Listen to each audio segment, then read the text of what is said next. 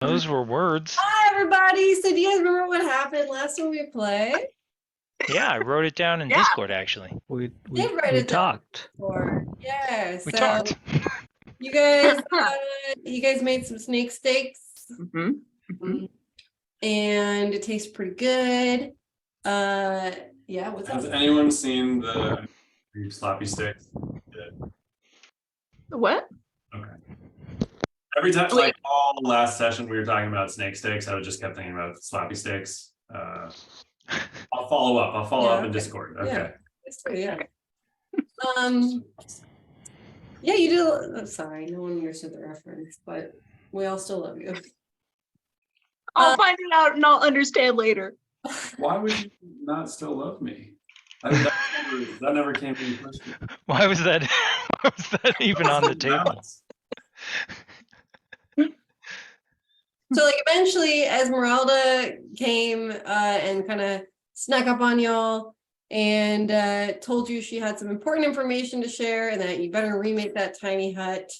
And Kane did just that, but not without dropping Zug on his ass before doing so. And we left off with you guys disbanding your tiny hut and creating a new one. So we'll sort of pick up there with Kane having remade the tiny hut to your liking and new specifications with Esmeralda there. And you all head into the tiny hut for safety as you collect whatever new information Esmeralda has to share with you all. So we pick up there. And yeah, there was actually a moment where Esmeralda did notice that Ramis looked kind of like beaten up. She showed a moment of concern for your well-being, just like a moment. Well, but then Ramis convinced her that he was fine. And then yeah, Ramis convincingly convinced her that she was fine, that he was fine. She looks around at the party and she notices that all of you actually look kind of beat up. Kane still got some like frayed, fiery edges. Zug looks like he's been pushed into water like, I don't know, 6 times today. Sindra looks like maybe she was unconscious at some point. Maybe she's still unconscious. I don't know what's going on with that. Yes. She kind of squints her eyes and she also has noticed that there is a giant hollowed out dragon skull sitting in front of the tiny hut. yeah. Looks True. at the party. She scans you all. Because it looks like maybe you have taken part in a battle today. We've had a busy day. We killed a dragon. Yeah. This is our trophy. What days do you have that are not busy? Oh man, is she trying to set up a D&D schedule? Because that's like impossible. What's your availability like? It was more of a sarcastic passing comment. We're pretty busy. You know.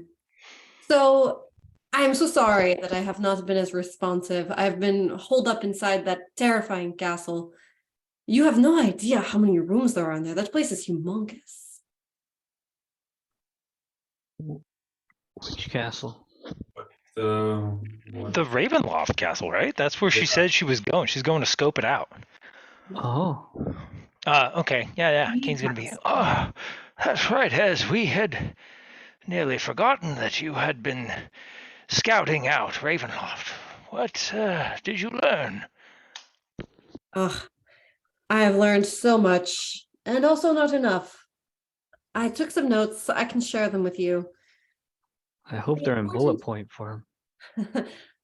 I will put it in bullet point format for you, Zach, if that is easier for you to comprehend.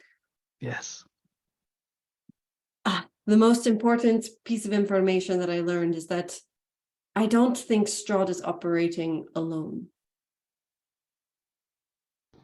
As I was in the castle and able to pick up a conversation or two here and there, I got close enough one time while he was in his study,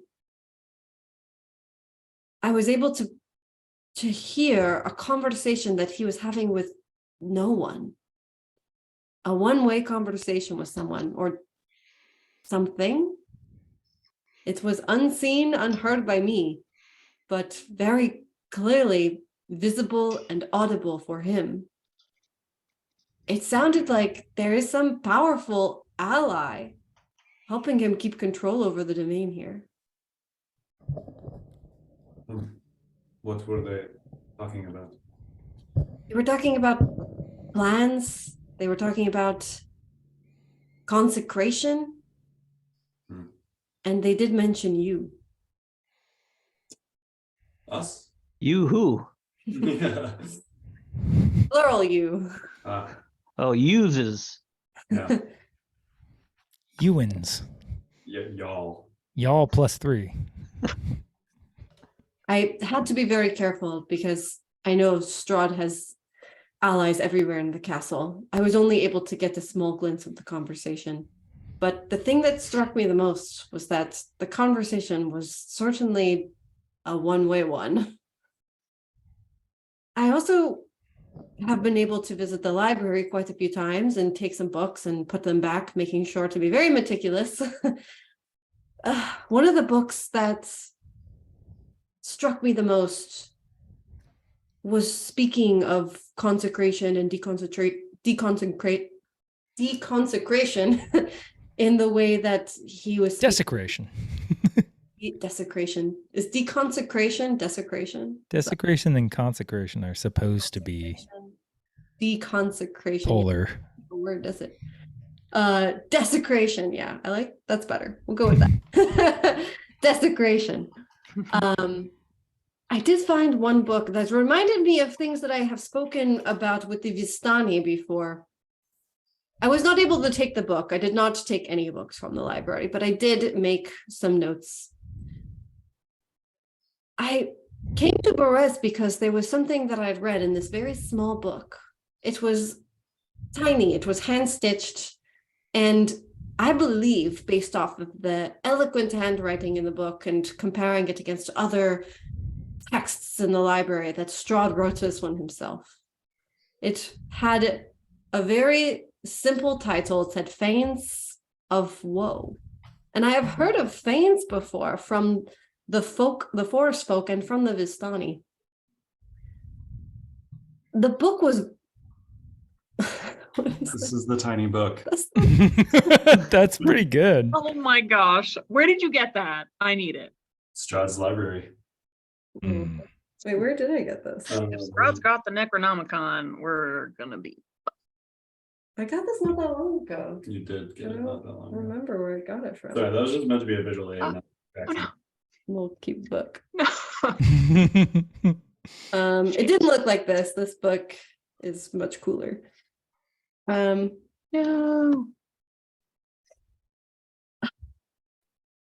I remember speaking to Vistani and some forest folk who trusted me about these fanes, and this book spoke of Strahd specifically, if he did write it, desecrating shrines in Barovia. It detailed 3 different fanes and 3 different shrines. And the most horrific part was that it detailed Strahd's deconsecration of shrines to the fanes. They were pretty graphic. I was able to extract some information. I can make a copy for you, but one of the shrines is located here in Berez. She's like, did you happen to come across a shrine? We came across a roving hut and a witch. With a wine seed. Don't forget the wine seed. That's true. She had one of the wizard stones that the Ravenkind were using at the Wizards of Wine's fields. But we found no references or evidence of any shrine. Remis, did you see anything of any sort while you were there? I mean, how would we know the shrine? Oh, you would most likely know the shrine because it is a giant shrine of stones. It's a stone circle shrine. It should be quite large. We did search quite fervently, but to no avail. We found nothing of any interest. She curiously looks around the room, deep in thought for a moment. I wonder if the landscape has changed over time. I wonder if perhaps the shrine is underwater or something has happened since the land has sunk. We did not dive too deeply into the swamp waters. It's true. It was It's quite shallow. and full of snakes. Many snakes. Yes. Everyone knows that swamps are filled with snakes. Well, we do now. Learn something new every day. The food here is bountiful. In fact, speaking of snakes, would you like to try some? Zug actually made himself quite useful. I will produce a snake steak on a plate for her. I was wondering what smelled so good in here. It's actually been a while since I had lunch. Please partake in my snake steak. She grabs your snake steak and she doesn't even bother with like any cutlery. She just picks it up with her hand and she starts biting into it. And like she continues to speak with like her mouth full. I'm gonna nod like appreciatively. Okay. If you I want to pause to leave room for interaction. No. It's okay. Yes, as far as I can remember, and she like grabs the like note she took and starts sorting through her papers. She says, yes, the weaver of the swamp is who this shrine here in Berez is dedicated to. And according to old Vistani lore, the weaver of the swamp remembers all. I don't know what that means, but that is what the Vistani told me. Swamp. Did the Vistani tell you anything about its location? No, in fact, I don't know that anyone actually knows their locations besides Strahd, maybe, because I found them in this book. I know the locations now, but I do not know how to reconsecrate these shrines that Strahd desecrated. I just know where they are and that he did horrible things to them. Maybe it's similar to those bones. I'm just thinking out loud. What bone? Bones. Yeah, didn't we run into like Bones some that were stolen bones from the basement of the church. Yeah, those. And there's like a priest dude, and he was like, you mean the bones that Strahd stole? yeah, those bones. Yes. Good memory, Zug.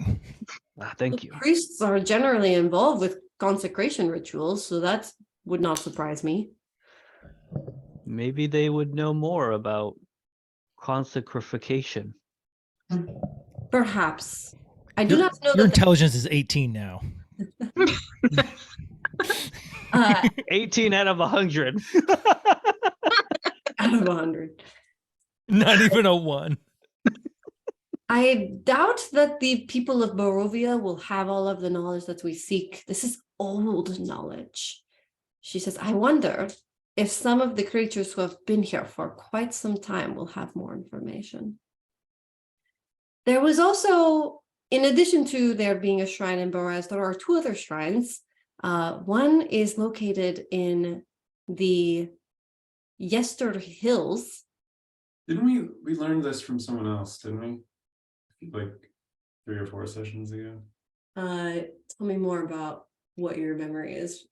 The Bringing to desecrated altars around Barovia. and that was part of why we were here. But Mordenkainen told you about this. Mordenkainen, yes. He hooked us up with all this infos. And he didn't know how to reconsecrate either, but he knew of some stuff. But he didn't he point us towards someone who might help us learn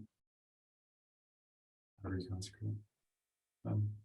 No, I remember Danielle brought up the map of Barovia and pointed out areas, but we didn't like go and circle anything on the map. But I know that Yesterhill came up, Perez came up, and the Amber something. Amber Temple. Amber Temple. Yeah. Yeah, Mordenkainen told you that about the Amber Temple and the old mages who constructed the Amber Temple and how it is a house of like knowledge. Are you saying any of this to Esmeralda out loud, by the way? Rumi's can have, he'll nod along and say, like, she's about to say yesterday, he'll say it with her and then be like, we have learned about these and a place called the Amber Temple, and then say the rest that Mordenkainen told us. Yes, the Amber Temple.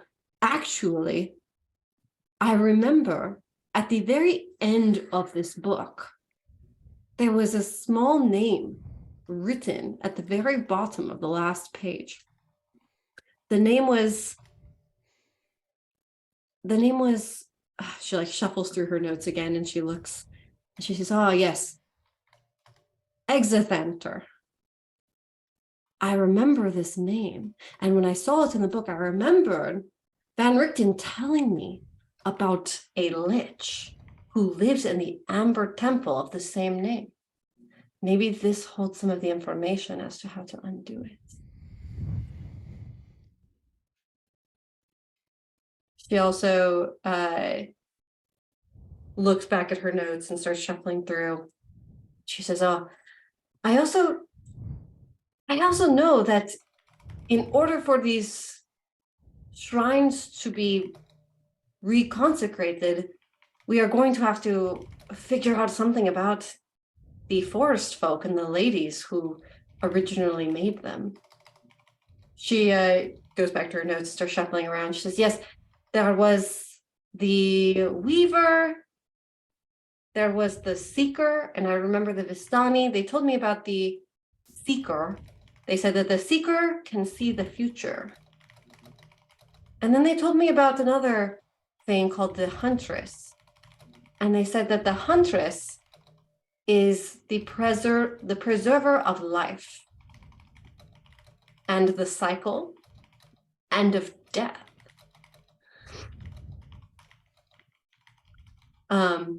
And she starts like furiously making some copies of her notes to hand over to you guys as she's like getting lost in all the information for the second time. I mean, I would assume she's familiar with the Sisters 3 and all that stuff. Would Remise? Oh, that's from that tome, right? Yeah. Wait, that's in. But that's like a pretty that's a common.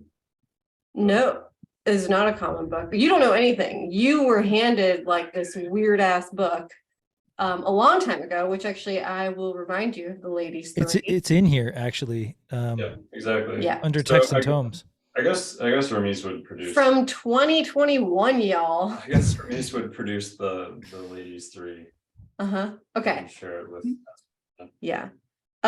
So this text and this knowledge that you guys got a long time ago, it details about the lands of Barovia, the valley, the people who lived here, how it was really harsh to live here. They were forest folk, and they all scattered, and the land got separated into 3 different environments or fanes. And the 3 environments became swamp, forest, and mountain, and each one had its own fane. There were these 3 archfays that were connected to the land, and it was the Weaver of the Swamp.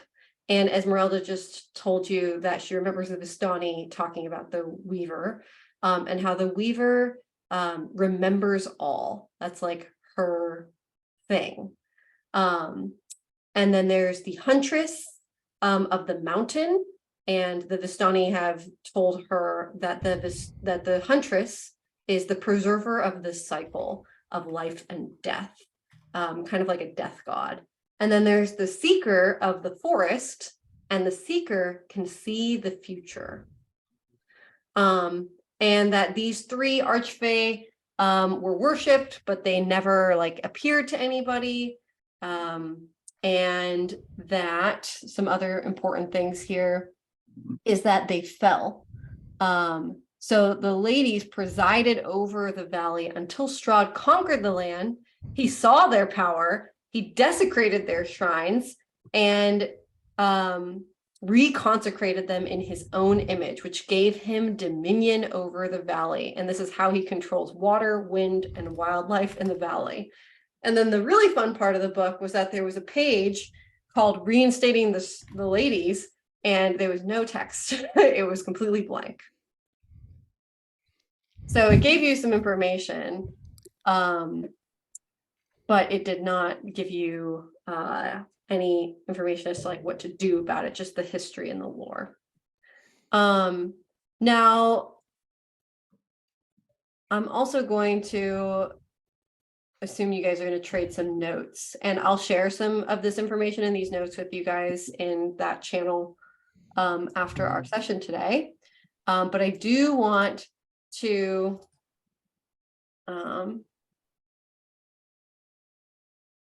tell you guys about the desecrations that were detailed in the book that Esmeralda took notes of. So there were detailed notes in this book about the desecrations that occurred. And again, this is all Esmeralda saying like Strahd wrote this. So this is coming from the horse's mouth on like what happened. And he, of course, was vain enough to document what happened. So she reads you some of the notes about each of the desecrations that occurred. So the Weaver of the Swamp, which supposedly is the shrine that is here in Berez, which is where you guys are.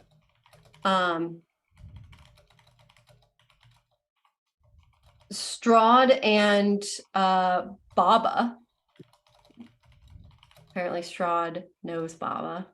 Not anymore. Managed New. to capture some high priestesses from the forest folk themselves, and they dragged the women to the shrine in Berez, and they lashed the girls to the stones, and they tortured them for days and days and days until these priestesses finally forsaked their face to the ladies and succumbed to the torture, and got them to damn the ladies three as false gods. And once each of the priestesses did that and surrendered their faith, Baba cut their hearts out and presented them to Strahd.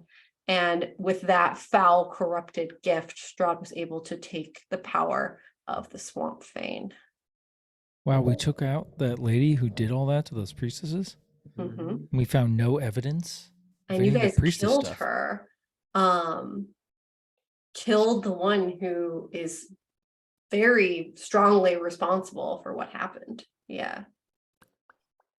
So, I mean, I imagine Esmeralda doesn't know that we killed. She has no idea.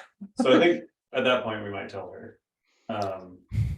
Yeah, about that. Yeah, so Would you say she's this high? we Smells like mothballs and rot.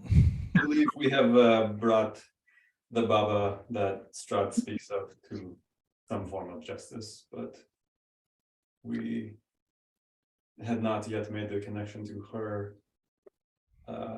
piece in the desecration of this fame. You killed Baba? To be fair, she started it. She did indeed. Thank you. That does not surprise me whatsoever. Wow. Oh, this was today?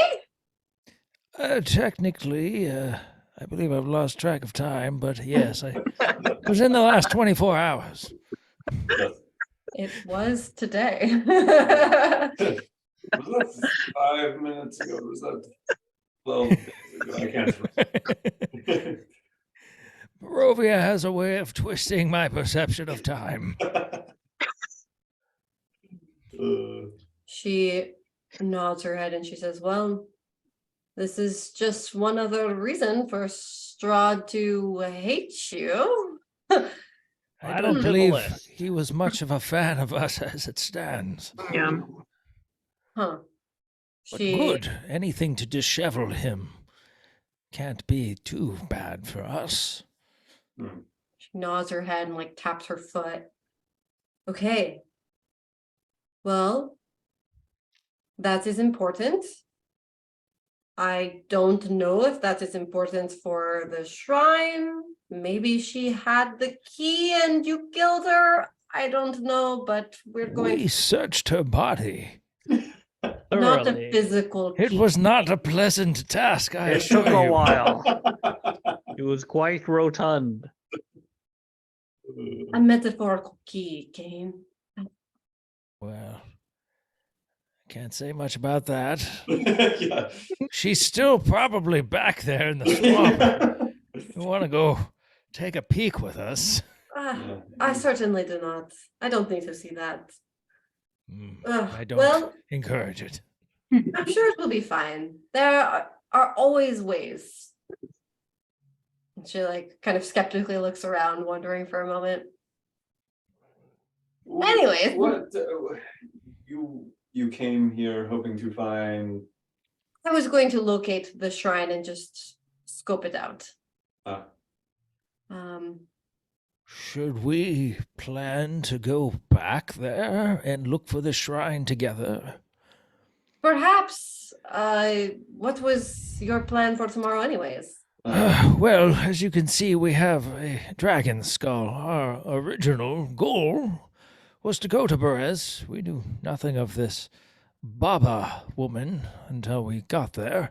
However, along the way, we rescued an alchemist's sister from Baba and found the skull to bring back to Argynvostolt to present to the spirit of the silver dragon. Wow. Helpful. This is the skull of Argynvost? Well, we didn't find any other skulls of this description, so we certainly hope so.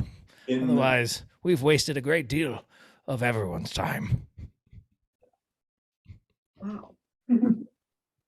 She's like in awe for a moment, like taking in the fact that you guys killed Baba Lysaga and are just like toting around the skull of Argynvost of Barovia. She's like, what the fuck? And you can tell people you knew us before we were cool. She laughs. She's like, I did know you before you were cool. But I also still know you mysteriously before you were abandoned cool. us and only returned once we were cool. Typical.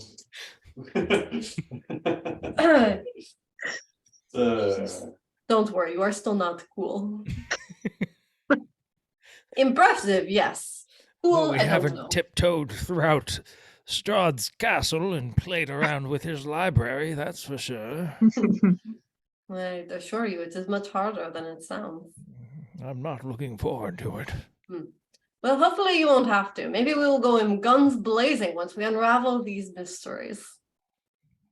Maybe she Kane doesn't looks say over guns at blazing. Zug to try to see if he's reacting to the promise of guns blazing. I mean, swords. So I started blasting. I started flashing. Start blasting. Okay.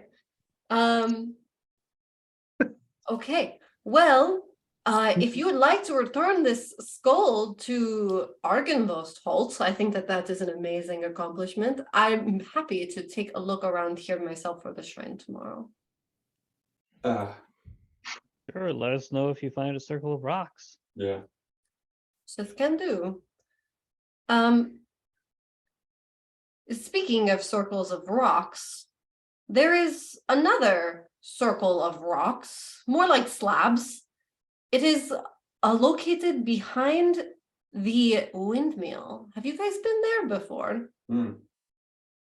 We have passed it by. It's not far down the.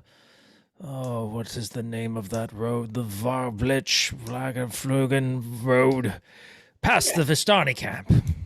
Old Svolok Road. There you go. Yeah. My memory is shot, so that's fine. But yes, yeah. But we got a very bad feeling passing it. Because it makes absolute sense that you would get the bad feeling. It's just rumored that the hags live there. Actually, Kane bends over and rummages through the bag and pulls out the scroll. I believe technically we own it now. And he holds up the deed. She grabs the deed and she like opens it up and looks at it. Where in the world did you get this? Perhaps now that we have it, we could evict whatever residents are there. She says, I'm not sure that they feel particularly beholden to paperwork, but you could certainly try. There are no lawyers here in Barovia, I suppose. Quite enough evil without that. She raises her eyebrows. Well, Strahd knew that the ravens were particularly important to the folk here, the natives of the valley. And long, long ago, when he came to Barovia, he found this group of hags and he asked them to do something pretty horrific. He said, take Eat these, children, because that is our suspicion. not children, but ravens. Oh. He captured ravens and had the hags put them and bake them into pastries and fed them to the people of Barovia. And Strahd even caught these ravens himself. And once he did this, he presented these ravens to the shrine and he snapped their necks before bringing the carcasses to the hags to bake. And supposedly, according to his own documentation, he did this for an entire year. And finally, at the end of that year, he was able to gain the power of the Forest Fane. This is a cruel child with nothing better to do. We met one of these hags with these cakes or whatever you speak of. We nearly got into a bit of a spiff over them. However, it became fairly obvious to us that we were outclassed. Yes, the coven and the hags who live there are probably immensely powerful, especially considering that Strahd gifted these women this land surrounding the forest shrine for their service, including the remains of this windmill. He should have taken better care of this deed then. I don't know who it belonged to before, but clearly that deed must be very, very old. I think we got it in the death house, didn't we? We did, yeah. Mhm. Wait, so sorry, she's saying that behind the windmill is one of the other shrines. The forest shrine. Wow. So we've got the windmill shrine. We've got the You never got that shrine. close. You'd have to go pretty far and get behind it to be able to see that. Yeah. Okay, so that's the Yester Hill Shrine. Then the No, that's the windmill. then the mountain shrine must be Yesterhill. There's the swamp, Perez, which is where Yeah. you are. There's the windmill. That's forest, right? And then Yesterhill is mountain. There is a mountain shrine as well, and it is atop Yesterhill. Okay. Yeah. This one is dedicated to the huntress, who is the preserver of the cycle. According to the Vistani lore, she's like a goddess of death in some ways. She is the one who makes sure that the cycle stays intact, because in order for life to happen, death must occur.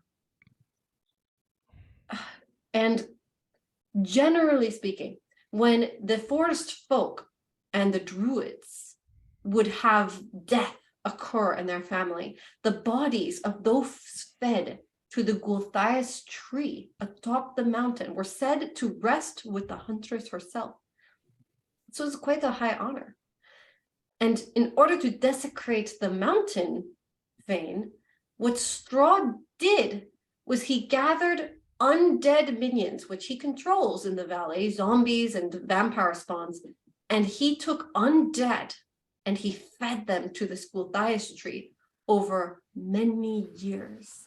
And the undead, these are a perversion to everything that the huntress represents. So feeding undead to her sacred tree was blasphemous. And now the tree is completely desecrated. I don't know what is there, what lurks underneath it, but I know that that has been fed undead for quite some time.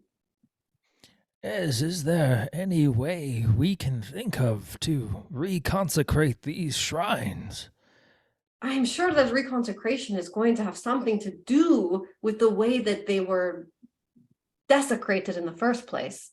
But I think that we are going to have to find more information about reconsecration. Perhaps Live humans to counteract the undead. that is Just one terrifying. idea, Zog. Just thinking out loud here. Perhaps we, upon bringing the skull back to Argentholt, could ask the Silver Dragon. Perhaps you could ask the dragon. I think that there might be a few ways to get this information. I think our best bet is going to be probably Ember Temple, but that seems maybe terrifying. Yeah, there was a reason we didn't go there first. There are some other routes that I can think of as well. I'm sure the Vistani might have more information based off of the lore that they've given so far. I also have not met any forest folk, but I know they are out there. And there's also another tie-in here of these ravens. The raven folk have been a part of this for quite some time. I wonder if we could speak to some of the raven kind and see what they know. Perhaps after we return the skull, we can head back to the Wizard of Wines and consult with them before we make our way further, potentially, to Yester Hill. They might be nearby. more friendly too once we return the final seed. Also, Ez, I don't believe we've had the pleasure of sharing the tiny hut with you since we met our paths across Mordenkainen. Mordenkainen? Yes, he is here, though our ability to speak to him was quite lucky. He was shrouded in quite a bit of magical tomfoolery. But we did manage to get through to him, and he made mention of relics here in Barovia that he doesn't believe we should approach Strahd or his castle until we've uncovered. So now we have the 3 priestesses you speak of, as well as 3 relics. Are they perhaps linked in some capacity? That is so interesting. Mordenkainen himself told you that there were relics. Yes. 3 relics. 3 fanes. There has to be a connection. Did Mordenkainen know more about how these relics might be connected to the fanes? He seemed to know quite a bit more than he necessarily explained, but that may have been due to a lack of faith in our ability to understand. Oh. She smirks. She tries to hold back a smirk. Well, I'm sure that if we were to visit him again, that maybe once we had some more evidence to put together, he might be able to guide us further. She says, this is all very interesting. I am still unraveling the fact that Strahd is not working on his own here. I don't know what it means. I am trained to kill vampires, but I do not know how to kill what I do not know exists. She then, finishes copying a lot of her notes and kind of gathers them together and hands a stack over to you. And she says, for when we part ways again, here's some information for you to look back on. Let's continue to collect information separately and share notes when we can. I think, As yeah, go ahead.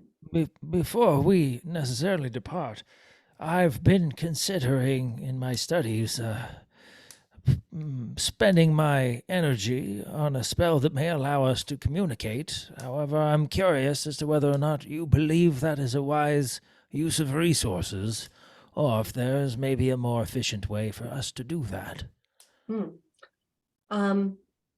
She says, communicate magically. Correct. I think that would probably be okay, but my biggest concern when you say magical communication in the land of Barovia is interception by you-know-who.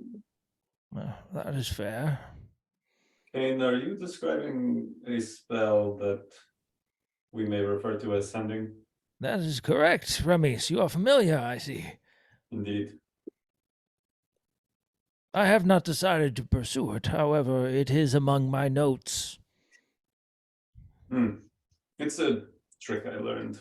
Oh, you have been busy without me, I see. Sorry, I forgot to send my notes to you. Funny, yes. Well, if you've already mastered this ability, I see no reason for me to pursue it. Quick meta.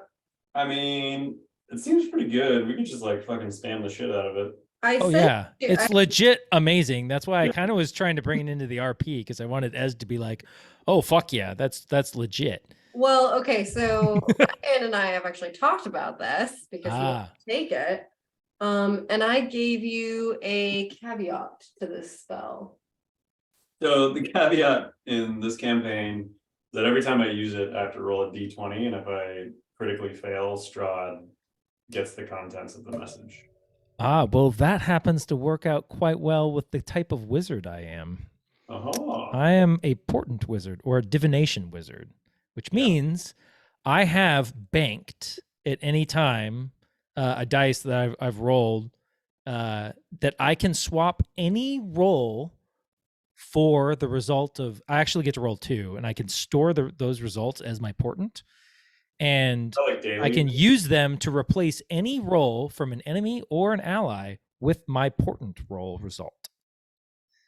It's like seeing the future kind of thing. It's very, very, very powerful. Oh, yeah. That's cool. I guess Strahd's never gonna hear shit.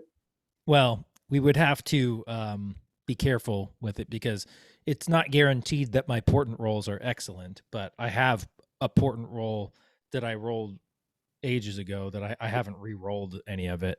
Wait, I think I'm supposed to re-roll every day, but we haven't really tracked days, so to speak. So I could start doing that. Yeah, it's every day. And I haven't even used portent this whole time because I kind of forgot about it. But dude, imagine the fucking impact energy you made. Yeah. Also, keeping up with Arena, who we need to go pay a visit. She's actually on the way toward Wizard of Wines anyway. So that was going to be my unveiling of sending tonight. Actually, was going to hit her. Oh well, I'm sorry. I Steal my thunder, dog. Send me a message and be like, "Hey, I got an idea around this thing. Just don't bring it up, yo." You sent me a message. You're the one with the scent spell. That's true. That's true. That's true. That's true. All right. Sorry. That's back cool, to Ez. What's her response? Same response. I mean, She's like tight. Yeah. She like sensed that like this land is tumultuous, dangerous. Strahd has like ultimate power, and like there could be a chance that magical interception could happen. I mean, there's a chance Strahd is like hovering invisible over our heads like all the time, right? I mean, true. I guess we can't that's really just not assume his style is Bucephalus in your face, you know. Right? Yeah, he's not afraid of us at all. Yeah. Cool. Okay, so you guys hash that out. You decide, yeah, like we can totally communicate back and forth with one another. Anything else you guys want to chat about with her before we send you all to bed? I think that we've established that she's going to go check out the shrine in Berez tomorrow while we go drop off the skull, and then let's say we meet up again, and then go toward the Wizard of Wines together. Sure. Once I have discovered the location of the shrine and scouted things out and tried to suss out what I can suss out, I can come meet you at Argenvostholz. Although the last time that I was there, the revenants were not particularly friendly seeming. I believe we can put in a good word for you, Ez. Just I will wait outside. Fine, fair enough. Cool. So you guys all go to sleep and have a restful evening. And you guys all have dreams this evening. Which I will send you the texts of your dreams. But each of you has a very interesting dream this evening that will not be particularly important for the context of whatever else we do, so I'm not going to stop our sesh to do that. But you do all have really memorable dreams that definitely make you think, and we'll get to those. We'll get to those a little later. And you all wake up refreshed and feeling good and feeling full of energy. Your bodies are still a little bruised from all of the fighting and biting and stabbing and wabbing that happened yesterday. A lot of wabbing. Yeah. But you all wake up feeling refreshed, regaining all of your hit points, getting to roll your whatever die. Keep in that back pocket. Portent. Wait, are you taking the sending spell though? Because sounds like Ramis has it. Ramis That's has cool. sending. You can't use your die on his thing. I can, yeah.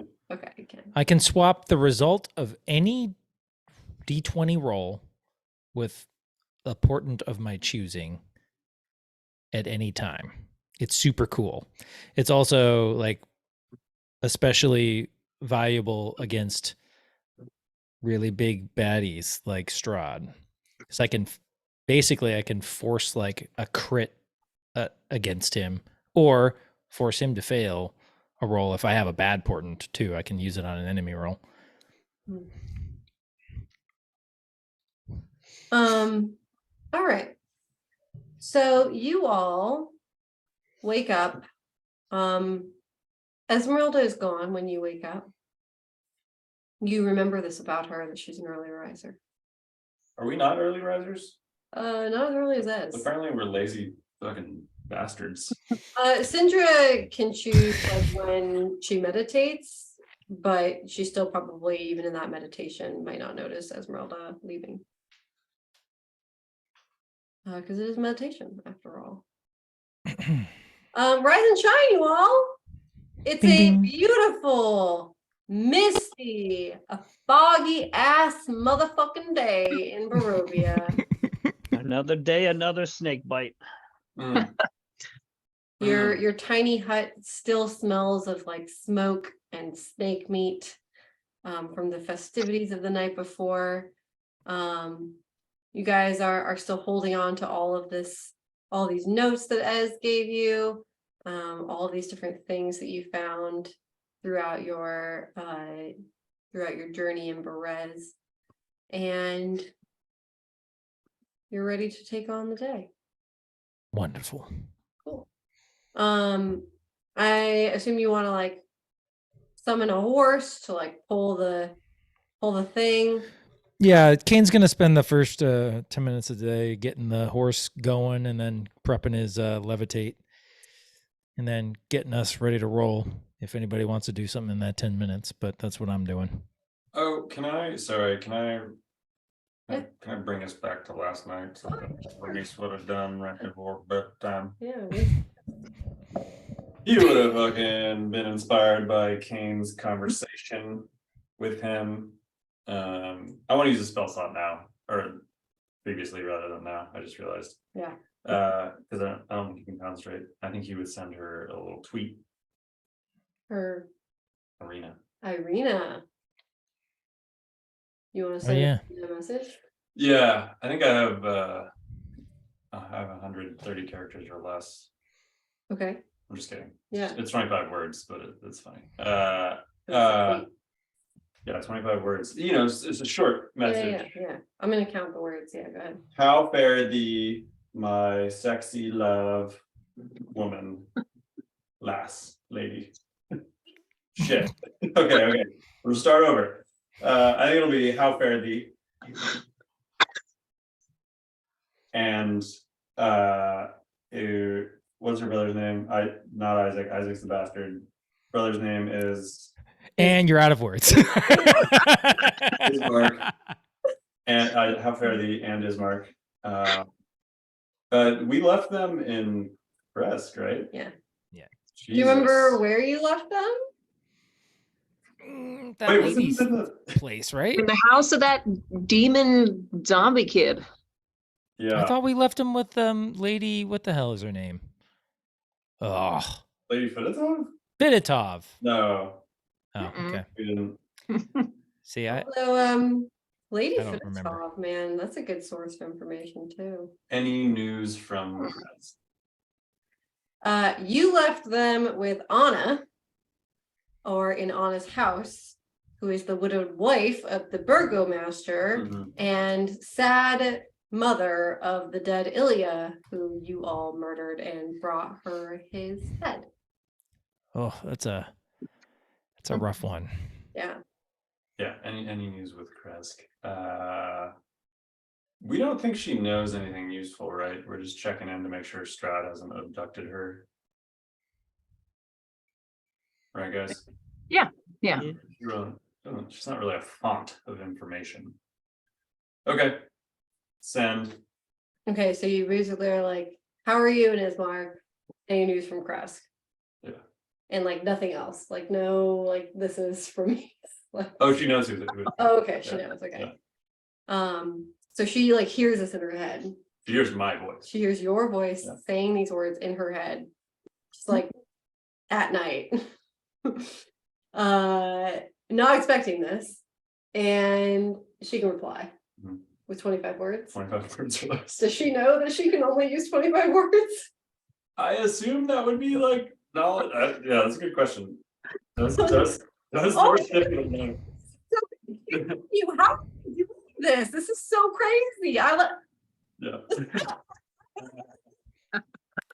This spell is used in Critical Role a couple times from Laura Bailey's characters, and you should just go onto YouTube and type in Laura Bailey sending Critical Role and just watch the clips of her doing the sending spell. It's amazing because what Matt Mercer does is he forces her. There's no takesy backsies. It's whatever she says. Oh no. They count all the words, and then that's what goes. And then he plays it like the person receiving the spell is responding with like a summation of their reaction to that, like their actual response, and that the spell basically translates it into 25 words on their behalf. Essentially, it like breaks down their thoughts on it and returns it in about 25 words. Though you could play that however you want, I guess. You could waste all of it and defeat the purpose of the spell if you really wanted to. Yeah. I mean, we could That's do not that. what I was going to do. We could do that. But I just thought that was a funny. Ruby's thought. might use an additional charge to be like, here's how the spell works. I'm going to explain No, that this is not first. what I'm sorry. I was making a joke. So she hears this message in her mind, and she understands that Ramis is checking in and asking how she's doing. And she responds, and the response is Fine. It's like, we're all dead. We didn't make it. Sorry. she says, We are okay. Kresk has been rough since it lost its burgomaster, and Anna has been absent. Oh, I am fearful for what will come next. Uh-oh. okay. We should pay her a visit on the way over to the old Wizard Wines. Yeah, for sure. Ramiz has very troubled sleep. But alas, it's the following day and he doesn't text back. Classic rummies. Right, too much Ryan in this Remise. Being ghosted. Okay, cool. So after getting a little bit of information from Irina, you hear that she's worried about the town. You hear that Anna has been gone. She's just like left. Ramiz will share this with the party too. Yeah. Party, feel free to react to this information. We'll have to pay a visit on our way across, though we know what our task is for the day. Does anybody have any objections? No. But Nope. it does That'd be a seem that busy each day. town we visit, we leave in a sorrier state than we found it.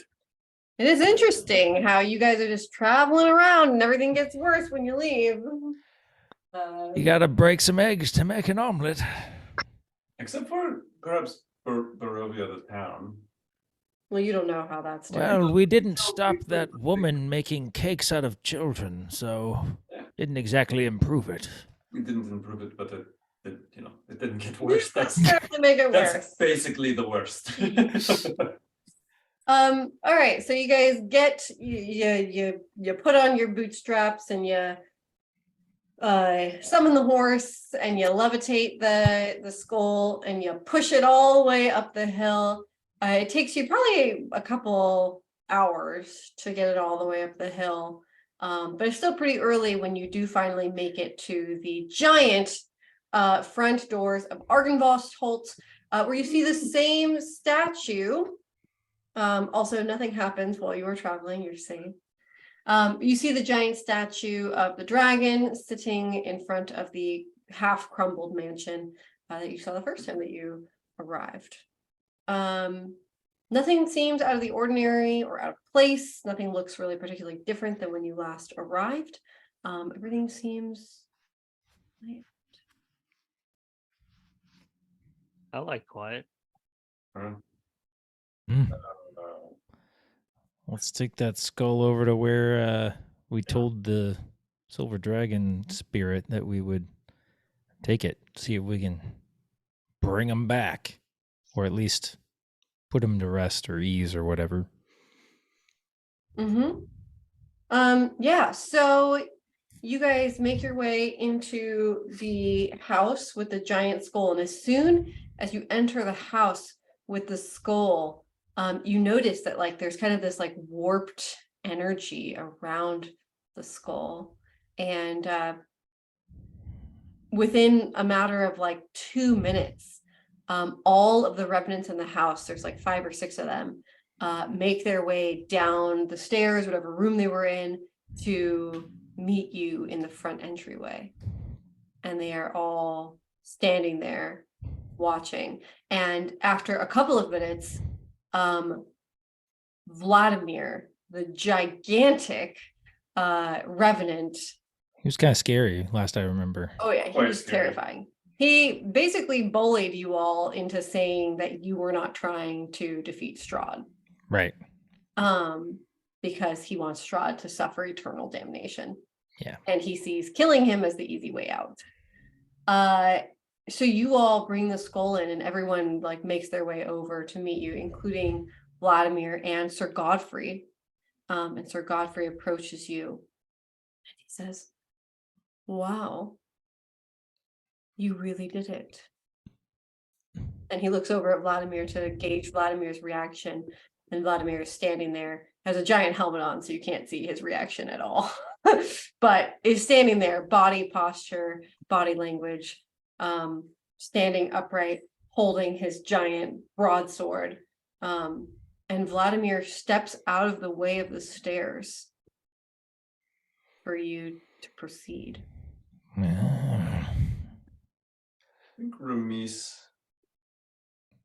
trying to amplify the gravity of the situation, would stop. With words. Slowly reveal his viol from his traveling pack and play like a ceremonious tune to mark the occasion. Oh my god, like the end of Andor, where they're like marching through the streets, kind of like Yeah, a dude. Yeah. jumble of different music, but it's all in minor notes. Yeah. And like would like follow Kane as he like levitates the skull forward. And like in a ceremonial like procession. Kind of, yeah, you guys are sort of approaching this like it's like a Viking funeral. Yeah, dude. Yeah, exactly. Yeah. Bum, bum, bum, bum, bum. No, Just That's like not that. the funeral. Exactly like that. No. you're not married to it. All right. Jesus. All right. Oh god, okay. Moving right along. So the music proceeds and you all slowly proceed up the first level of stairs, up to the third floor, and you make your way to the beacon tower. And this tower is pretty large, and as you approach the landing, you can kind of see that there are like slits in the tower where people have clearly like used as like battle stations. And there sort of are turrets there. There's stone battlements on the turrets. And as you make your way to this tower, you kind of go outside for a second, go across this landing, get to the door, and then you open the door, and it's pretty wide. And there's a spiral staircase that goes up about 20 feet or so. And their wooden stairs become kind of difficult for the horse. I don't actually need the horse anymore. If we're going slowly enough, I You guys can can push it. continuously levitate. It just has to be done in like awkward diagonal steps slowly over 6-second turns. Yeah. You do that, and it's slow, and it's a procession. It's like a ritual. And eventually you get to these wooden stairs, you start to climb to the tower's peak. There's a stone floor once you get to the tower peak, and there's like a 30-foot high pitched roof. There are tons of ravens that are roosting on all the crisscrossing rafters, and they're coming and going through little small holes in the roof when you get there. And there are a bunch of arched windows that are evenly spaced around all of the walls. And each window consists of a lead lattice work that's fitted with small panes of transparent glass. So this is like very tower castle-like. And it's quite beautiful. The ravens that are roosting are sort of watching you guys with great interest. And the windows are letting in a lot of gray light. And you're actually noticing that at this level, like being this high up, which I don't know when the last time you guys were this high up. It's like slightly sunnier and lighter, and you can almost even see out the windows. Is there any like sunbeams? I wouldn't really call them sunbeams, but I'd call them like lighter shades sun of sunlight. fuzziness. Yeah. And if you're kind of like looking out the windows, you can see that to your north, there's like a valley with dark woods and a small town. So, and then you can also see, so like if you look out some of the windows, it's kind of cool because you kind of get a view of the valley, and this is the only place where it feels like it's not completely obscured by fog. You can see the town to the north, and you recognize that as Balaki. And you can see there is to the east, there's a windmill, and you recognize that. And looking through the south window, you can see the foggy marsh of Perez to where you just came from. And if you look to the west, through the rocky hills, you guys can actually glimpse the abbey perched on a snowy mountainside. So you guys can see kind of all the places, and this feels like a very central location. You're like, wow, we can see like Crest, we can see the Lackey, we can see the windmill, we can see Berez, we can see kind of everything in this location. To the south, what can we see in the direction that we know the Amber Temple is supposed to be? That's far too far. But you can see, yeah, so you see like the foggy marsh, and you can see the river sort of flowing through the foggy marsh, but that's about as far as you can make it. You can't really see much further than south than Berez. Cool. It's a good question though. And actually, you can see, if you look south and you're looking that far, because it sounds like you are, that across the river from Berez, so you were on one side of the river, which is where Berez was. On the other side of that rushing river, that's like 15, 20 feet wide, you can see a semicircle of stones that's quite large. And it looks like half of it is kind of submerged, almost partially underwater. Oh, does it look shrine-like? It looks super henge-like. Cool. All right, so finally, there is a very beautiful looking sort of so there's that marble like floor, the stone floor, not marbled stone, and there's this like beautiful looking mount, and as you levitate the dragon's skull and place it on top, there is a brilliant light that fills the room and like almost like hurts your eyes. You'll have to like kind of avert your eyes a little bit from this bright light as Argynvost's spirit transforms, and you can see the dragon spirit transforms into this big beautiful beacon and just spreads out through the windows in every direction and flashes across the valley like a beacon from a lighthouse. Pretty. You imagine that just about anywhere that you're able to see from here can most definitely see this light flashing in the sky. And this beacon can be seen from a bunch of different locations. And you actually all, like, in addition to seeing it and almost being blinded by this giant light, you guys can feel the light. Like, you feel it a little bit in your body. What does it feel like? It feels like a glimmer of hope and joy. Oh, yeah.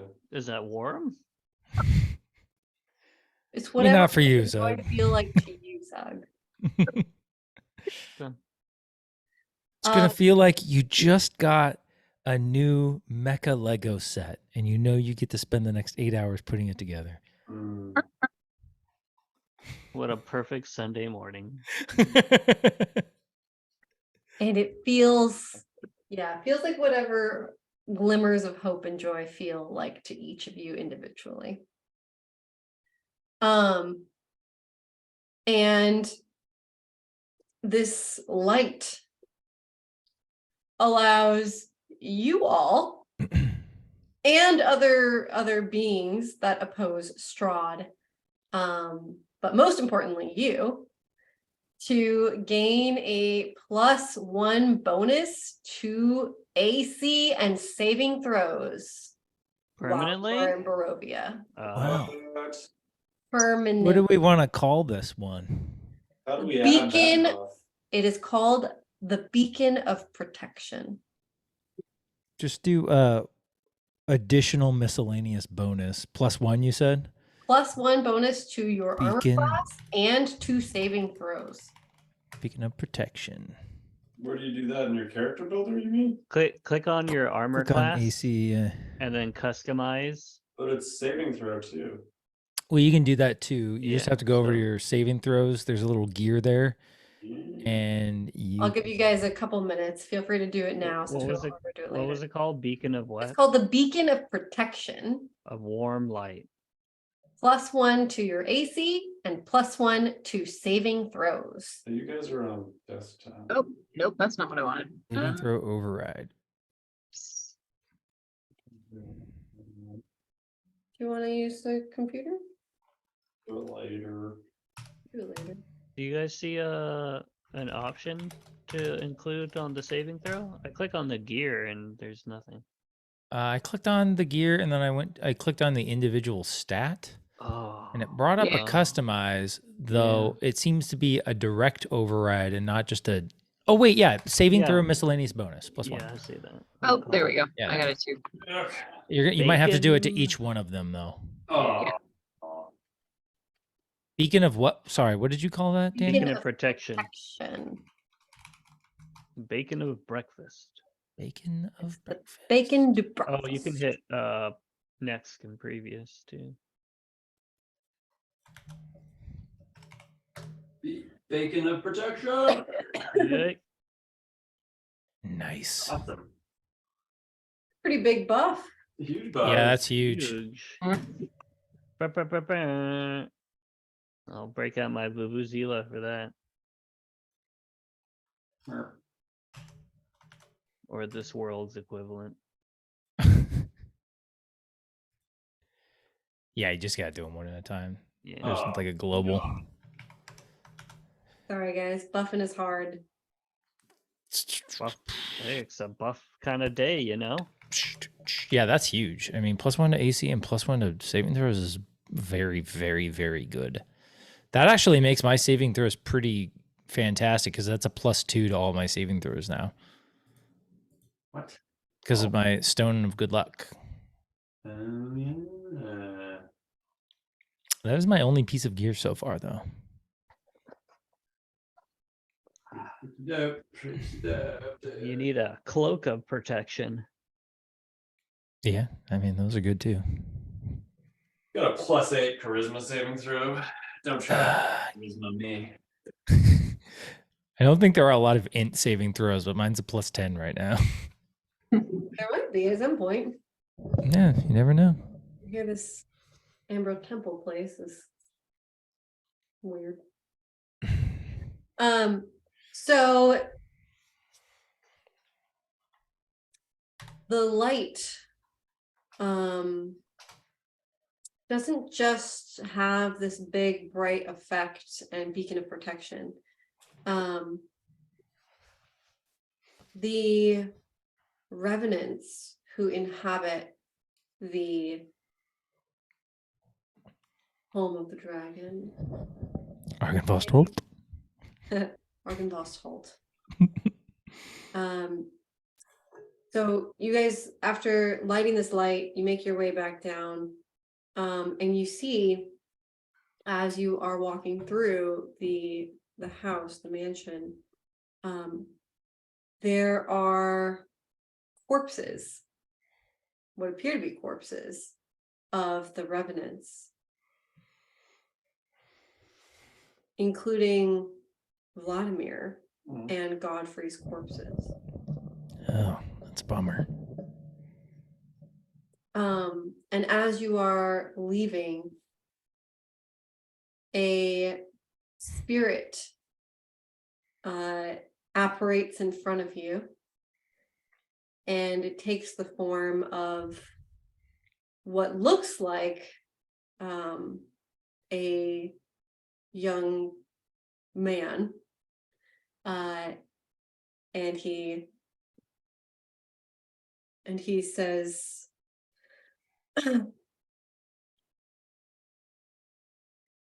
"Thank you. The hate that we have held on to for so long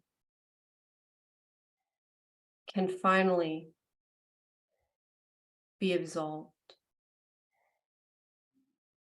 This light It reminds me of all that was once good and noble about the knightly order to which we once belonged. And a second spirit appears, and it looks at you. And based off of the appearances and sort of bodies of these, the first one that's speaking to you sounds like Sir Godfrey, and the second one that appears, quite large, gives you the impression that this is what Vlad might have looked like before he became a revenant. And he looks at you all and he nods approvingly. And then he and Sir Godfrey hold hands and disappear. Oh. Does that mean we're allowed to kick Strahd's ass now? I think there's no more resistance from their part anyway. Yeah, so the lighting of the beacon actually helped put the Revenant's spirits to rest, and allowed them to let go of not only their hatred, but apparently also their bodies. And their spirits find rest at long last. Oh. Yay. You guys did a good thing. Finally, we You did did one good it. thing. One good thing. Kill the witch hag bitch, saved a girl, and returned a skull, and now we got stronger. That's the real moral of the story. Yeah. Sometimes good things mean you get rewards. Yeah, the real parallel player strong now. Yeah. And after you guys, I assume that you guys are heading out, unless you want to check anything out here in the house. Argenvost himself has not blessed us with his presence. His spirit is what transformed into the light. That's what you Yeah. saw. That was the thing. He that flew remember away? he used like the last ounce of his power to like talk to us and tell us what we needed to do. The little tiny ember. Calcifer? Yeah, the little ember. It was very Calcifer. Was pretty cute. It was cute. It was fucking cute as hell. Yeah. That's not part of the story. We ride. I guess Rumis would regard the party and nod and say, "We have lifted one of many curses left here by Strahd. However, do we think this new beacon will be safe?" It has to be. It will be. Rumis is impressed. You are like, and, yeah. And put at ease by what Zug said. Rumis nods gratefully.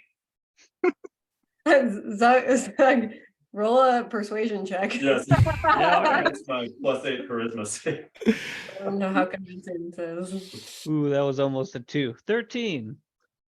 It seems pretty solid. All right, yeah. Yeah. Rumis is down. You guys don't know why Zug knows this, but like you kind of have some faith that this is correct. Yeah. Something in your gut is like, that seems right. Zug, your faith is my faith. Like you're a true beacon. Oh. Not the beacon, but a beacon. All right, so you guys head out of the mansion and you are greeted by a carriage with a one-legged woman standing in front of it. Who are you? Oh, yeah. One-legged Hand on her woman? hip, and she's squinting at you all and she says, "What was that?" No concerns, just a ancient dragon spirit blessing Barovia with his warmth. We should all feel a little bit more joy now. That was like a David Attenborough. He's part of my inspiration for Kane. I can't do a British Attenborough voice, you know. And everyone felt a little bit more comfortable as they slept. The polar bears would live yet another season. Oh, shit. And the mother dung beetle goes on to roll more shit. as nature intended. You guys want to keep going? I could listen to this. I for a mean, while. it's pretty funny. I think we did it. Wow. We served our purpose. Time to go. Wait, where's Ez? Wasn't she going to meet us over here? She just. What are you talking Oh, about? wait, she's the woman with the one leg. Okay, never mind. Yeah. Man, Kane, I don't know why I forgot she had one leg. Kane's starting to show signs of dementia. And Hey, good for you, man. You don't see limbs. signs of concern. Just so capable. I don't imagine her being handicapped in any capacity. Yeah. She definitely has She's not one- handicapped. She's leggy capped. She's also missing an arm, isn't she? Or like a hand? No. No? Okay, She's not never mind. handicapped, as I said. She's leggy. That's really messed up.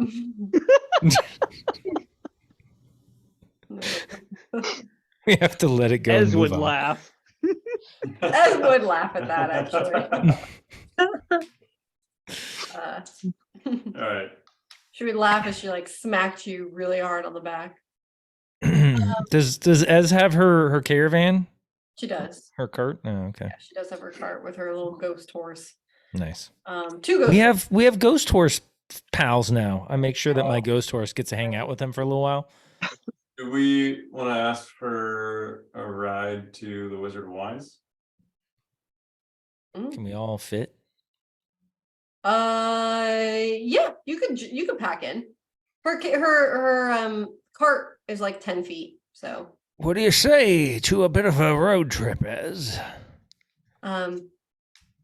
she says, well, yes, get in. We can talk on the way. Excellent. One of you will have to sit up front with her, and 3 of you can pack into the back. It'll be tight squeeze. I'm already in the back, Who do laying we think down. she dislikes the most? Me. Yeah, does she tell one of us to sit in the back or does she tell one of us to sit in the front? She definitely does not make eye contact with Ramis when she says, sit in the front. Does she? Wow. Yeah, Wow. guys. You can't. Kane will sit up front. She's either wildly in love with Ramis or hates his guts. Wow. I think Ramis knows which one. It's probably In both. line. It's In probably line both. between love and hate. Yeah. Okay, Ramis, I guess, probably sensing this, gets into the back of the cart.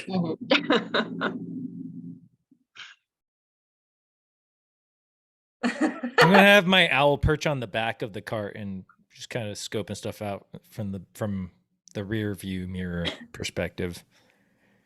Okay, cool. So y'all climb in the cart. Who's sitting in the front with her? I'll sit in the front. Kane will.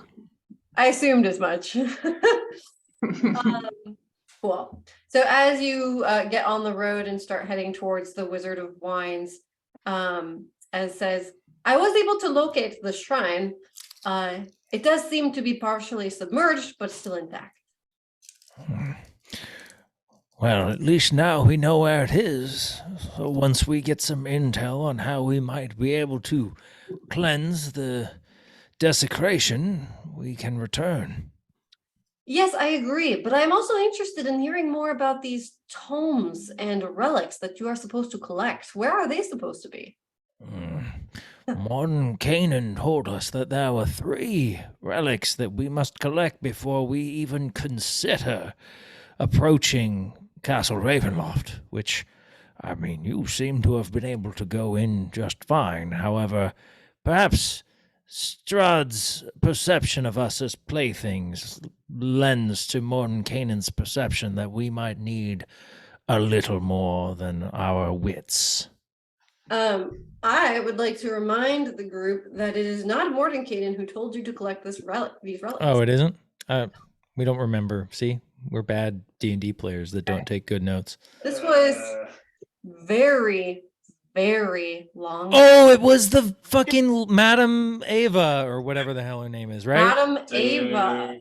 That's All right. the way back to the. I knew it came from something. But didn't Morton Cannon say we specifically should not go to Ravenloft without those things? He did, yeah. Okay, He said that's if why I'm Madam- mixing it up. He basically said if Madam Ava told you to Yeah. collect these things, you should do that. So he reinforced is what he did. Okay. But it was Madame Ava who read your fortune and told you these are the things that you need to have. She told us where things were, didn't she? She did. She gave you clues, and you've actually been able to put together a lot of that information along the way. We wrote that down in our notes section. Yeah, it's back in our OG notes. Oh yeah, this is old. It's hard when we don't play often to keep up with this shit. This is very old Is it information. recaps? Oh my god, we'll go way back. We got a lot of recaps in here. Yeah, you guys definitely have this information somewhere. This is it must be inside of our chat before I made the categories in It's in the Animation. Cursed Strahd. Yeah. So we have the treasure you seek lies with the dead under mountains of gold coins. The crypt in Castle Ravenloft. Power and strength, weapon of vengeance, sword of pure sunlight. Find the mother, she who gave birth to evil, who is Queen Ravenovia. Wait, didn't Powerful force for good and protection, holy symbol of great hope, a faceless god. He awaits you at the end of a long and winding road deep in the mountains. That's probably that's got to be Amber Temple, right? Yeah, I think so. Who's the mother of evil? Queen Ravenovia. Queen Ravenovia? Your greatest ally is the mage. We got him. Your enemy, creature of darkness, powers beyond mortality. Great secrets. He waits for you in a place of wisdom, warmth, and despair. We think that's the study of Castle Ravenloft. Perhaps where Ez spotted him. Okay, so maybe the original or what Mordenkainen was saying is don't go fighting Strahd without these things, but we might have to go into Castle Ravenloft without those things. Yeah, so in fact, it was Esmeralda who helped you decode some of these things when Yeah. you talked to her about them, about what she thought that they meant. And some of the things that you need are in the castle. And one of the things, crucially, that you need is in the Amber Temple. And I think it sounded like we had some, let's say, tier 1 side quests to do before we necessarily had the gusto to go diving into things like the Amber Temple or Castle Ravenloft. Oh, yeah. Yeah. Not to mention there's a bunch of other things that you guys are kind of working on and doing in the interim. You also are going to be able to gather information about these different locations and what you might need in order to potentially reconsecrate and like put all these pieces together. Getting the dragon up was, I think that's a big boon. Yeah, and also it's important to note that even though every location isn't going to be directly tied to every single most important quest line, there are going to be a lot of things that provide you with something, some benefit, some level up, some piece of gear, treasure, information.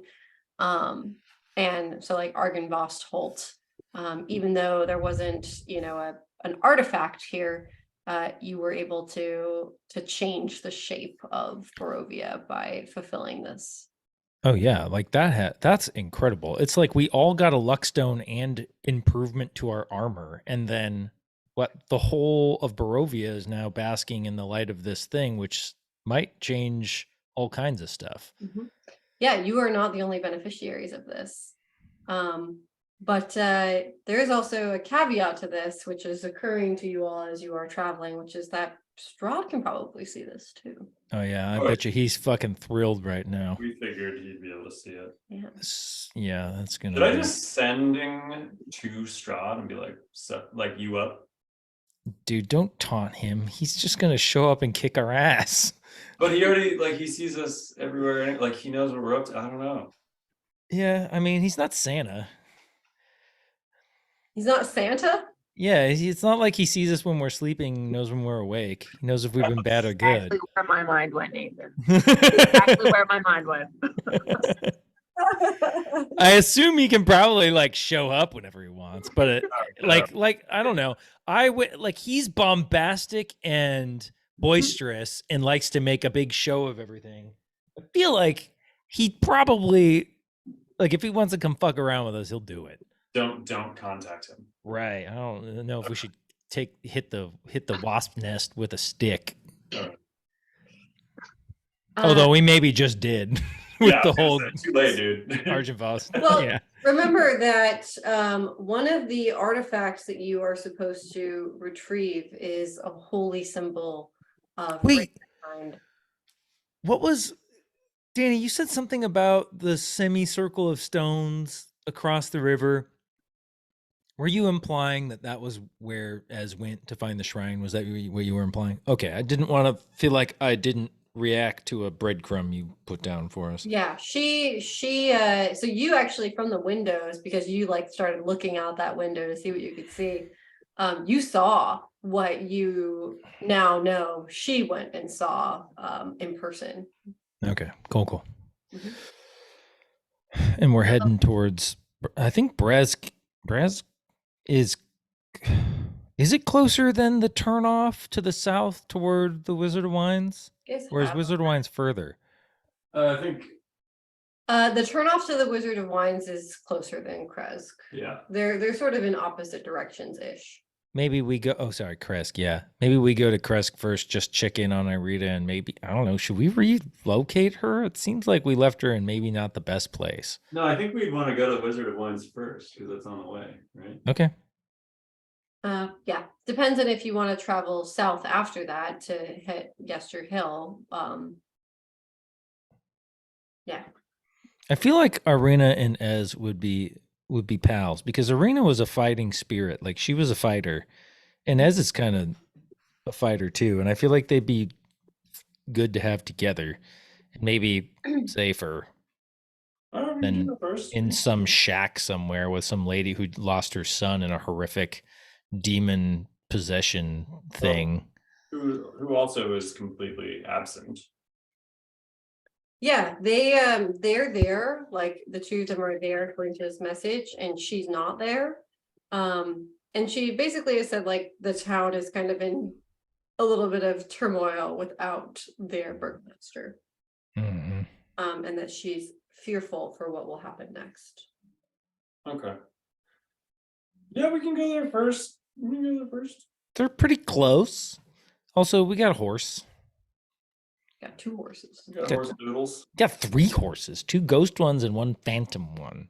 I don't know where the Is line. the horse still with you, or is it gone? Well, I guess now it's gone. But I wanted to make sure that the phantom horse got to hang out with Ez's horses for like however long it could before it poofed out of it. Ghosts don't hang out, bro.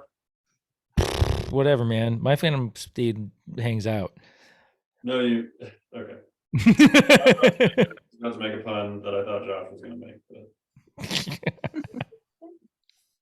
you said they don't hang out. I was going to say, nay, they don't. Sorry. All right. Yeah, Sorry. nice. Thank you. Got him. Why the long face, Remies? All right. Don't just, that's all right. I'm not a horse. That does like that only kind of works because we're talking about horses. All right. Knock it off back there. Kane like hits the side of the cart. As you can like hear the arguing. The mumbling through the air. Cinder's just listening to this bullshit. Yeah. Whatever. If Cinder's not meditating, I don't know what she's doing at this point. Just beating a dead horse.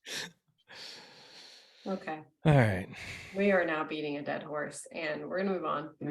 Perfect. So you guys, wait. So are you? Did you want to stop up at Kresk? Yeah, let's go, Kresk. Anybody have a reason that they want to not do that? I don't want to. I want wine, but there's no wine. So. There's no wine for a while, buddy. It takes a while to Lady grow. Wine. Finatop has a lot of wine, and she's in Kresk. There you go. That's a good idea. All right, fine. And I guess I'll drink some wine. Irina's Stop whining. note to you, Remies, did sound kind of creepy and urgent-ish. It's true. All right, Over. you guys ride the Old Svalik Road all the way to up the hill to Kresk, where you approach the gigantic iron wood gates, and the guards recognize you and open up the gates and let you in. And you enter, and everything seems normal-ish. It seems like some of the crops are beginning to resprout after a really tumultuous moment of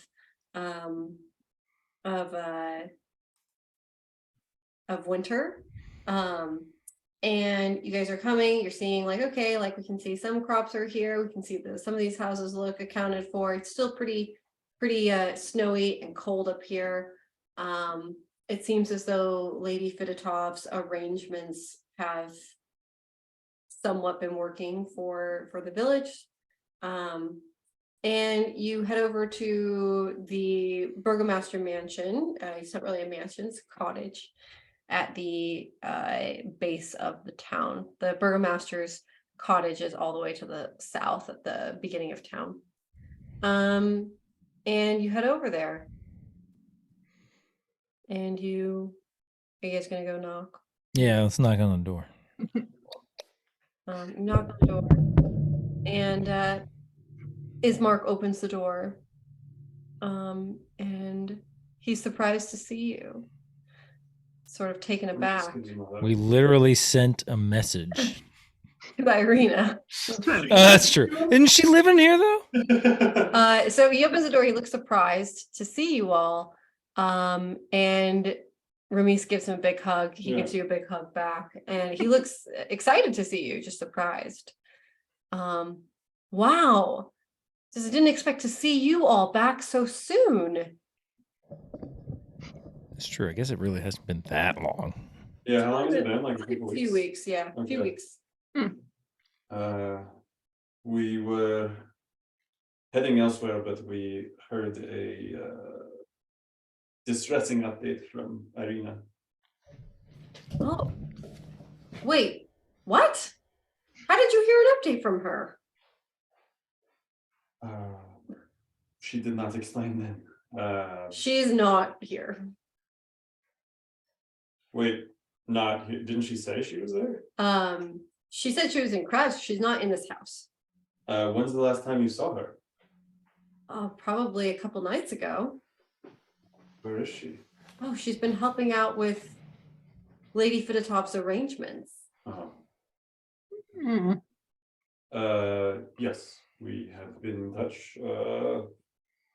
I've been helping to oversee what's happening in the city, but honestly, without Anna here, I don't know what the people are going to do next. Irina, I think she's safer over in the Fidatov manor, so I sent her over there a few days ago. That's good thinking.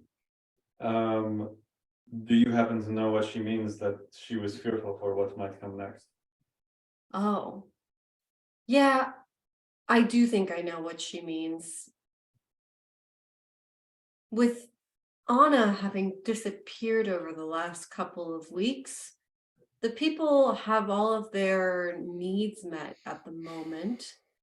The rations are okay, and everyone seems to be okay, but the mongrel folk have still been coming down and raiding yards almost every single night and digging up graves almost every single night. I don't know if they're going to stand for that much longer. A lot of them seem to be pretty upset about their families' graves dug up. Yeah, I don't know what we're gonna do about that. All the people seem to be a little afraid of the abbot, but also respect the abbot too, so they won't say anything to him, but they're not happy. He's scary. I don't like that guy. Oh God. Okay. And do you know? Have there been any rumors about Anna's disappearance? Yeah, I have heard a couple of rumors that Anna has decided to take on fighting the good fight on her own since the demise of her own family. Anna used to be a fighter and knows her way around a sword. With a fight against Strahd. You know, maybe, It's kind of hard to tell where she might have gone. She might have gone looking for someone or something.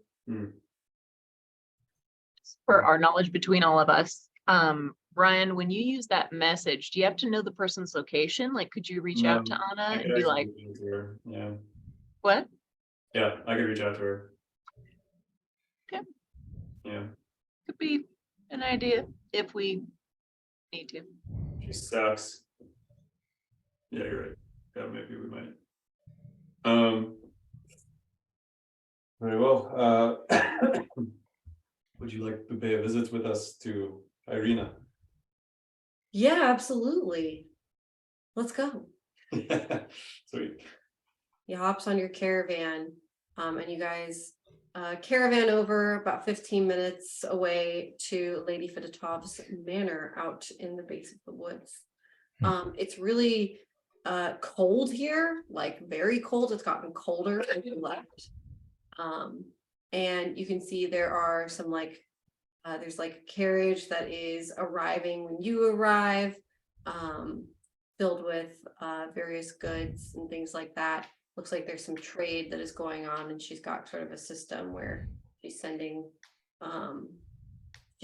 livestock, crops, and necessities to the city. So it looks like she's making good on her commitments based off of when you left. And you guys arrive, and a servant spots you and ushers you towards the house. And when you get to the door, it opens, and you see the head servant come out and greet you, who you recognize. And I totally remember his name, and I don't have to look at it. Like, oh, good to see you. No, this is the you remember the head servant that you found murdered in her closet, like he had killed himself in her closet upstairs. It's him. His name starts with a T. I remember it. Tuck. Like Remise is like as he's approaching him, like whispering to himself, Timothy. Our nation. Haltos. Haltos, indeed, yes. Haltos greets you. There's a lot of names, guys. Even I don't remember all of them all the time. Haltos my greets friend. you. Yes, Haltos greets you. And he recognizes you from the last time that you guys saw him, but he doesn't have any recollection of that or what happened. So he nods, and he says, good afternoon. I presume you are here to see the lady. Indeed, though perhaps a different lady than you are thinking of, but maybe they're together. We are looking for Irina. Ah, the Lady Irina. Yes, please come inside. You must remove your weapons first. This goes so well last time. I'm afraid I can't be separated from my wit. This You is say my the same walking thing, act. but he doesn't remember you saying it before, so it's brand new. Nice. Every time, Kane. Got him. Reese will unload 12 weapons he has in his inventory. Clang, clang, clang. Taltos just watches as you grab and put things on the floor. I believe that's it. Everyone else unload their weapons. I will lodge my Yeah. axe into the table. There's no table here. In the ground, then In the under protest. Why you gotta be so violent? I don't want to be defenseless. I don't have wit. It's fair. I just have my fists. Yeah. So you dislodge your weapons, and Taltos scrapes them up and collects all of them and brings them into the corner. And he ushers you inside, through the ballroom and to Fidatov's office, to her office, that she took you in the first time that she chatted with you all. And in there, you see Lady Fidatov is, she's sitting, like, she's got like one of those like little like reading glasses, because she's like a little older now. And she's got one of those little reading glasses and she's looking over some papers, and sort of going through some books. And she looks up and she sees you all. Ah! Oh. Were the gifts that I bestowed upon you not enough? Come back for more so soon. And so like smiles at you all. Oh, my lady, you know that whenever someone comes knocking, they want something from you. However, today is your lucky day. We require nothing other than your grace, which is most natural. We are here for Lady Irina. We do want something. Yeah. Give us some information. No, Zug wants wine. Irina, she's been such a help here to me. I believe she's out in the gardens or in the shed. She stands up and she like rustles herself off and she says, "Ah, yes, come, let us go find her together." Ramis will offer his arm, assuming that's like would be a sign of respect for the lady. Yeah. Okay. She takes it as one. All right. She links your arm and she walks with you gracefully. She walks with such a grace that it almost seems as though she is floating. And as she walks outside, you see little tiny fucking Genevieve. It is hard. It is hard. You guys, it's really hard. Tiny fucking Genevieve. Let's make sure her name is Genevieve, so I don't just call her the wrong thing. Oh no. It definitely starts with a G. Might have it. Guys, these are old ass George. references, okay? A long time ago.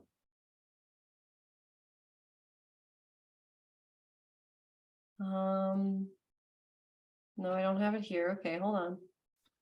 I have it.